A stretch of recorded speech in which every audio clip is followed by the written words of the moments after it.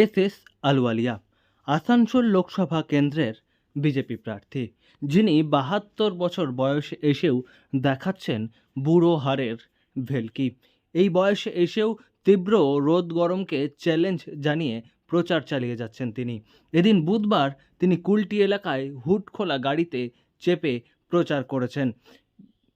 কুলটির বিধায়ককে সঙ্গে নিয়ে হুডখোলা গাড়িতে চেপে প্রচার করতে দেখা গিয়েছে অন্যতম এই প্রবীণ নেতাকে।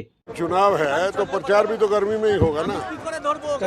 क्या खाना खा रहे हैं, कैसे शरीर को मेंटेन कर रहे हैं? अब यह है कि चेहरा देख के पता लगता है भूखा प्यासा हूँ। ऐसा मेहनत करने के लिए आदमी को सवेरे पार्टी वर्कर लोग का ध्यान रख रहे हैं। छाछ पी के निकलते हैं और उसी से चलते हैं। पार्टी वर्कर भी सब लोगों के साथ में भोजन करते हैं।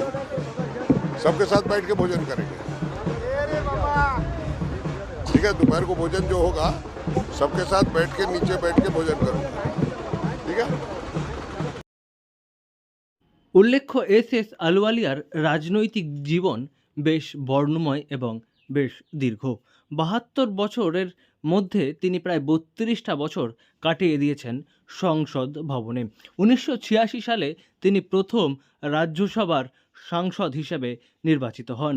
বিহার ঝাড়খণ্ডে প্রতিনিধিত্ব করার পর ২০১৪ সালে প্রথম তিনি বিজেপির হয়ে পশ্চিমবাংলা থেকে লোকসভার সাংসদ নির্বাচিত হন এবং তারপর থেকে বয়স বেড়েছে, কিন্তু রাজনৈতিক তেজ কমেনি বিজেপি এই নেতার।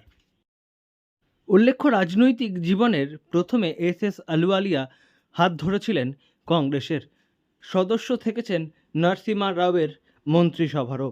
তারপর ১৯৯৯ সালে দলবদল করেছেন। হাত শিবিরের সঙ্গ ছেড়ে তিনি পদ্মফুলের নাম লিখিয়েছেন। ২০১৪ সালে তিনি দার্জিলিং থেকে প্রার্থী হন এবং সেখান থেকে জিতে মোদির মন্ত্রিসভায় যান। পরবর্তীকালে তিনি বর্ধমান দুর্গাপুর লোকসভা কেন্দ্রে প্রার্থী হয়েও নিজের জয়ের ধারা বজায় রাখেন। আর এবার বিজেপি তাকে প্রার্থী করেছে তার জন্মস্থল আসানসোলে।